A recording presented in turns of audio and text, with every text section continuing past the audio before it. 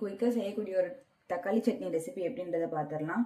இதுக்கு தேவையான பொருள் என்னென்னா, முதல்ல நல்லா பழமான தக்காளி 4 எடுத்து கட் பண்ணி வச்சுப்போம்.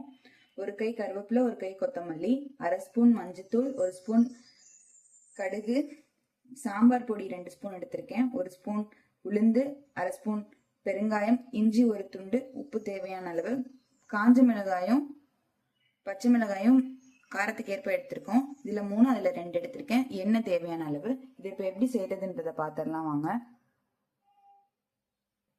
முதல்ல டொமேட்டோ பேஸ்ட் ரெடி பண்ணிப்போம்.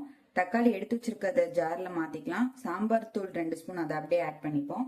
உப்பு தேவையான அளவு ஆட் பண்ணிட்டு இதை நல்லா ஃபைனா அரைச்சி எடுத்து வச்சுப்போம். இந்த மாதிரி நல்லா அரைச்சி எடுத்து வச்சுப்போம். இப்போ இதுக்கு ஒரு தாளிப்பு சேர்த்துருவோம். அது எப்படி பண்றதுன்றத பாத்திரலாம். கடாய் எடுத்து ஹீட் பண்ணிப்போம். இதுல இப்போ 2 டேபிள் ஸ்பூன் எண்ணெய் ஆட் பண்ணிக்கலாம். எண்ணெய் சூடானதும் நம்ம 1 ஸ்பூன் கடுகு எடுத்து வச்சிருக்கோம்ல, அதை ஆட் பண்ணிப்போம். கடுகு நல்லா பொரிஞ்சு வரட்டும்.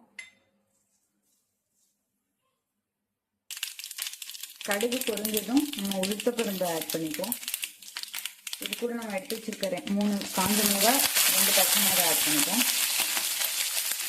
கருவேப்பிலை கொஞ்சம் ஆட் பண்ணிப்போம்.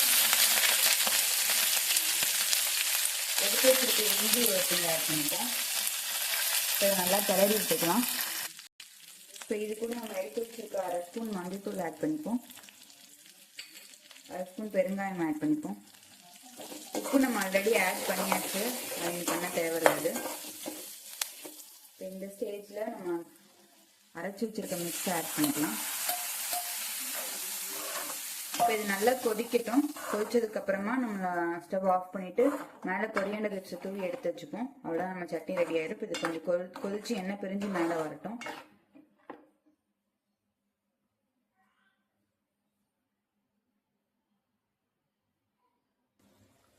நம்மளோட சட்னி ரெடி ஆயிடுச்சு. இது தண்ணியா இருந்தால் தான் நல்லா இருக்கும் ஊற்றி சாப்பிட்றதுக்கு. கொத்தமல்லி தூவி நம்ம இறக்கிப்போம். இந்த டிஷ்ஷை கண்டிப்பாக ட்ரை பண்ணுங்க. பிடிச்சிருந்தா லைக் பண்ணுங்க, ஷேர் பண்ணுங்க, சப்ஸ்கிரைப் பண்ணுங்க.